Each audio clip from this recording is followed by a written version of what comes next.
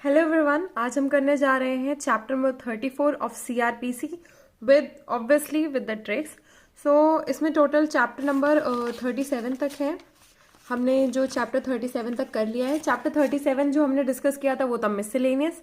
Chapter 36 जो हमने discuss किया था वो था लिमिटेशन के बारे में। चैप्टर 35 जो था वो था इरेगुलर प्रोसीडिंग्स। एंड अब हम आते हैं चैप्टर नंबर 34। चैप्टर नंबर 34 इसको मैंने नीचे से कनेक्ट किया है लास्ट के चैप्टर से, बिकॉज ये एंडिंग में है और एंडिंग से कनेक्ट करना ज़्यादा ईजी रहेगा। सो अब हम आते हैं chapter number 34, that is disposal of property.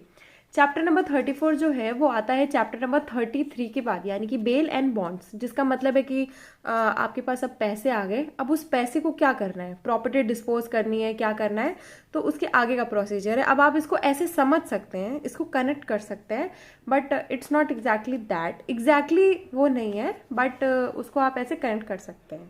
Okay, सो हम चैप्टर नंबर 34 के ट्रिक्स पे आते हैं, जिसकी हेडिंग है disposal of property. So disposal of property में जो है सेक्शन नंबर 451, सेक्शन नंबर 451 और 452 जो है वो एक है, ठीक है। ये है 451 और ये है 452। ये जो है ये एक टाइटल के अंडर आप करेंगे, यानी कि order for custody and disposal of property pending trial, order for disposal of property at conclusion of trial. इसमें क्या है, ये दोनों जो है ये डिस्पोजल ऑफ प्रॉपर्टी के बारे में बात करेंगी, ठीक है। पेंडिंग ट्रायल में और कंक्लूजन ऑफ ट्रायल में दोनों जो है प्रॉपर्टी के बारे में बात करेंगे, pending trial and conclusion of trial में, पहले या बाद में।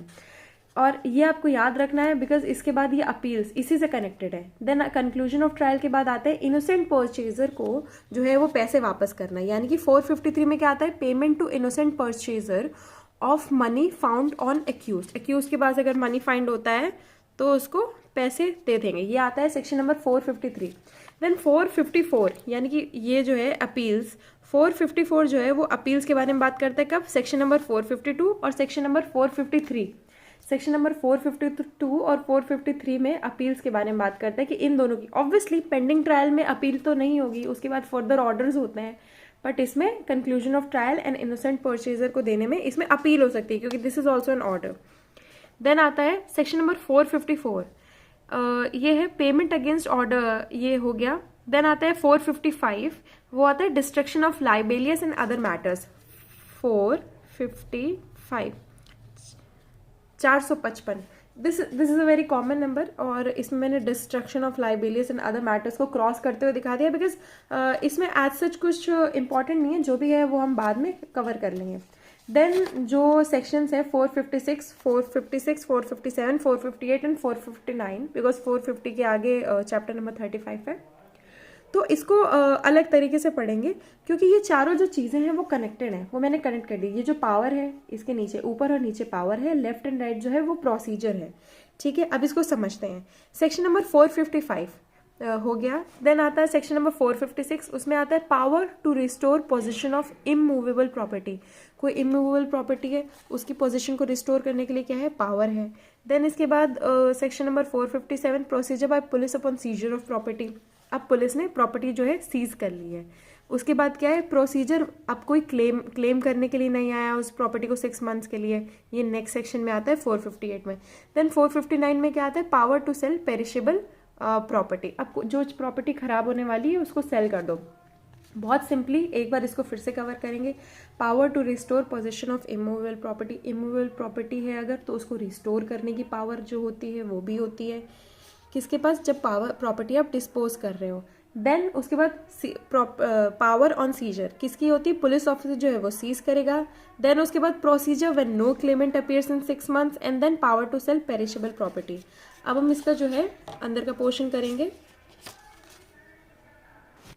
सो first of all section number 451, 451 से लेकर के 459 तक के हैं सेक्शन ये, यानी कि disposal of property. So order for custody and disposal of property pending trial in certain cases, when any property is produced before any criminal court during an inquiry or trial, the court may make such order as it thinks fit for the proper custody of such property pending the conclusion of the inquiry or trial, and if the property is subject to speedy and natural decay, so if it is otherwise expedient so to do, the court may, after recording such evidence as it thinks fit necessary, order it to be sold or otherwise disposed of। ठीक है, ये बहुत ही general सी चीज़ है। अब हम आते हैं chapter number 34 के सेक्शन नंबर 451। इस चैप्टर में 451 से लेकर के 459 तक के सेक्शंस हैं। इसकी हेडिंग है disposal of property. Section number 451, order for custody and disposal of property pending trial in certain cases. अब इसमें सिंपली हेडिंग बता देती है कि इंक्वायरी या ट्रायल के टाइम पे जो भी प्रॉपर्टी आपके पास आई थी उसको जो है आप डिस्पोज ऑफ कर दोगे। ठीक है, क्यों? क्योंकि कंक्लूजन जो है वो अभी भी पेंडिंग है और प्रॉपर्टी जो है वो इन क्वेश्चन है या कैसे भी है। ठीक है, for the purpose of this section property includes property of any kind or document which is produced before the court or which is in its custody, any property regarding which an offence appears to have been committed or which appears to have been used for the commission of any offence। कोई भी property हर तरह की property होती है जिसकी वजह से offence हुआ, जिसकी वजह से ऑफेंस नहीं हुआ, या कोई भी डॉक्यूमेंट, कोई भी चीज़, एनी प्रॉपर्टी। और अगर वो पेरिशेबल प्रॉपर्टी है तो उसको एक यहाँ पे दिया गया है एंड अगर पेरिशेबल प्रॉपर्टी है तो कोर्ट जो है वो उसे डिस्पोज ऑफ कर देगी एज इट थिंग्स फिट जो है। This is the important point. Okay, then आता है सेक्शन नंबर 452। 452 में है order for dispose of property at conclusion of trial. इसमें क्या है, प्रॉपर्टी जो है वो ट्रायल जो है वो कंक्लूजन में है और उस प्रॉपर्टी को डिस्पोज किया जाएगा। इसका अपील भी है सेक्शन नंबर 454 पे। ठीक है, व्हेन एन इंक्वायरी और trial in any criminal court is concluded, the court may make such order as it thinks fit for the disposal by destruction, confiscation or delivery to any person claiming to be entitled to possession thereof or otherwise of any property or document produced before it or in its custody or regarding which any offence appears to have been committed or which has been used for the commission of any offence। ये जो property है ये section number 451 पे already बता दी गई है। अब 452 में ये है कि उसको आप तीन मोड्स दिए गए हैं, डिस्पोज कर सकते हो, डिस्ट्रक्ट कर सकते हो, कॉन्फिस्केट कर सकते हो एंड डिलीवर कर सकते हो। 4 मोड्स दिए गए हैं। ये पॉइंट्स बस इंपॉर्टेंट है। देन इसमें बहुत सारे क्लॉजेस हैं, उन सब क्लॉजेस में कि कैसे उस प्रॉपर्टी को डिस्पोज ऑफ करना है वो दिया गया है। Any order may be made under subsection 1 for the delivery of any property to any persons claiming to be entitled to the possession thereof without any condition or on condition that he executes a bond with or without sureties to the satisfaction of the court engaging to restore such property to the court if the order made under subsection 1 is modified or set aside on appeal or revision।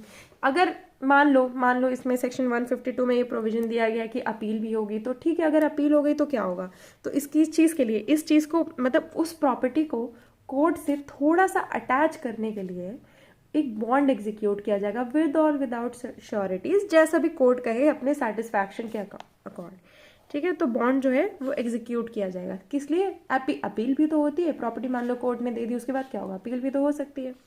Then clause 3, a court of session may instead of itself making an order under subsection 1 direct the property to be delivered to the CJM who shall thereupon deal with it in the manner provided in section 457, 458 and 459। 457, 458 और 459 में 457 और 458 में procedure दिए गए हैं कैसे deal करना है, एंड 459 में भी पावर दी गई है कि पेरिशेबल गुड्स जो हैं उनको कैसे सेल ऑफ करना है या कैसे उनको करना है, क्योंकि उसकी कस्टडी तो नहीं हो सकती है। उस चीज़ के बारे में दिया गया है। किसको पावर दे सकते हैं? CJM को, chief judicial magistrate.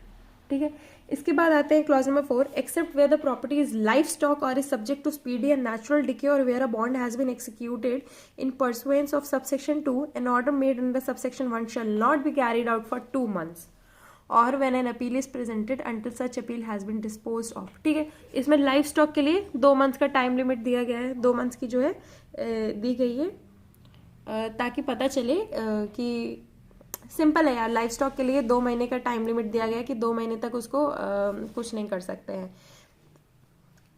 except where the property is livestock or is subject to speedy and natural decay or where a bond has been executed in pursuance of subsection 2, an order made under subsection 1 shall not be carried out for 2 months or when an order is presented until such appeal has been disposed of। Then clause 5 में आते हैं। clause 5 है, in this section the term property includes in the case of property regarding which an offence appears to have been committed not only such, यानी कि चाकू, not only such property as has been originally in the possession or under the control of any party but also any property into for which the same may have been converted or exchange. यानी कि मान लो एक property थी, property ए, यानी कि दो parties थी, दोनों पार्टीज के पास एक एक अलग अलग प्रॉपर्टी थी, बट जो प्रॉपर्टी थी उस प्रॉपर्टी को सेल ऑफ करके दूसरी प्रॉपर्टी ले ली गई, तो वो भी प्रॉपर्टीज के अंडर आ जाएगी, ठीक है। And anything acquired by such conversion or exchange whether immediately or otherwise, other मतलब कि क्या है, मान लो प्रॉपर्टी बाद में मिल रही है, ये अदरवाइज में आ गया, इमिडिएटली तुरंत प्रॉपर्टी मिल रही है, कुछ भी एक्सचेंज, मान लो तुमने चाकू से मारा था, चाकू दे करके तुमने गन खरीद ली, गन ले ली, एक्सचेंज कर ली, एक्सचेंज जो है वो इम्पॉर्टेंट है, कन्वर्जन भी इम्पॉर्टेंट है, उसको कन्वर्ट कर लिया, वो सब चीज़ें इम्पॉर्टेंट है। Payment to innocent purchaser of money found on accused, ठीक है। इसमें क्या है, when any person is convicted of any offense which includes or amounts to theft or receiving stolen property and it is proved that any other person brought the stolen property from him without knowing or having reason to believe that the same was stolen at that and that may any money has on his arrest been taken out of possession of the convicted person, the court may, on the application of such procedure and the restitution of the stolen property to the person entitled to the possession thereof, order that out of such money a sum not exceeding the price paid by such purchaser be delivered. इसमें simple है कि अगर court के position में ये चीज़ें हैं जो एक आदमी ने चुराई हैं, उसके अरेस्ट के बाद तो एप्लीकेशन दी जाएगी, एप्लीकेशन जिसके पास से चुराई गई है, इनोसेंट परचेजर या इनोसेंट पर्सन है जिसके पास से ली गई है, वो एक एप्लीकेशन करेगा ताकि उसका जो पैसा है या उसका जो भी सामान है वो वापस हो सके। इसमें 3 पॉइंट्स डालने की थेफ्ट या रिसीविंग स्टोलन प्रॉपर्टी के अंडर में ये आता है, या फिर प्रूव हो जाए कि कोई चीज़, एक स्टोलन प्रॉपर्टी सामने वाले इंसान ने बाय की है। फिर इसके बाद आता है section number 454, appeal against orders under section 452 और सेक्शन 453। ये मैंने आपको पहले एक्सप्लेन कर दिया था कि इसकी अपील होगी। Any person aggrieved by an order made by a court under section 452 और सेक्शन 453 में appeal against it to the court to which appeal ordinary lie from convictions by the former court.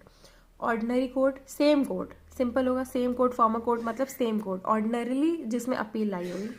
अब appeal के बाद क्या होगा, on such appeal the appellate court में direct the order to be stayed pending disposal of the appeal और में modify, alter or annul the order and make any further orders.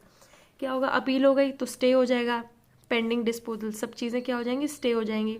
Order to be stayed of the appeal और में modify, alter कुछ भी कर सकता है। The powers refer to in subsection 2 may also be exercise by a court of appeal confirmation और revision while dealing with the case in which the order referred to in subsection 1 was made, ठीक है। Then section number 455 आता है। 454 का जो clause 3 है वो simply ये करता है कि पावर जो रिफर की गई है सबसेक्शन 2 में वो एक्सरसाइज की जाएंगी any court of appeal on confirmation revision while dealing with the case in which the order refer to in subsection 1 was made. Subsection 1 जो है, सबसेक्शन 1 में जो ऑर्डर किया गया है सेम कोर्ट में मेक किया जाएगा, made, it is to be made. Then section 455 आते हैं, destruction of libellous and other matters. 455 is not that important but एक बार इसको पढ़ के देख लेते हैं। On a conviction under section 292, section 293 and section 501 or section 502 of the IPC, the court may order the destruction of all the copies of the thing in respect of which the conviction was had and which are in custody of the court or remain in possession of power of the person convicted। उसको destruct कर दिया जाएगा जो भी आपके मान हानि कर रहा है, कोई भी ऐसी चीज़ को। The court may in like manner on a conviction under section 272, 273, 274 or section 275 of IPC order the food, drink, drugs or medical preparation in respect for which the conviction was had to be destroyed. ये food और drugs से related है। इसमें क्या है, इन सब चीज़ों को जो कन्विक्शन बनाया गया था, वो जो चीज़ें कस्टडी में आई थी, ये क्या है, ये सामान के बारे में है। कोई भी सामान जो इसके क्वेश्चनेबल थिंग आई है उसके बाद जो कन्विक्ट किया गया उसको डिस्ट्रक्ट कर दिया जाएगा। इसमें भी क्या है, इसमें भी इन चीज़ों को डिस्ट्रक्ट कर दिया जाएगा। 501, 502 इसमें वो सामान के बारे में था, प्रोडक्शन, इसमें था प्रोडक्शन ऑफ डिफेम्ड चीज़ें जो भी थी या फिर उनका सर्कुलेशन, इन सब चीज़ों को डिस्ट्रक्ट कर दिया जाएगा। देन आते हैं हम section number 456, that is power to restore position of immovable property. इसका मेन जो है पर्पस है और इसमें जो टाइम लिमिट दी गई है वो आपको बस याद करना है।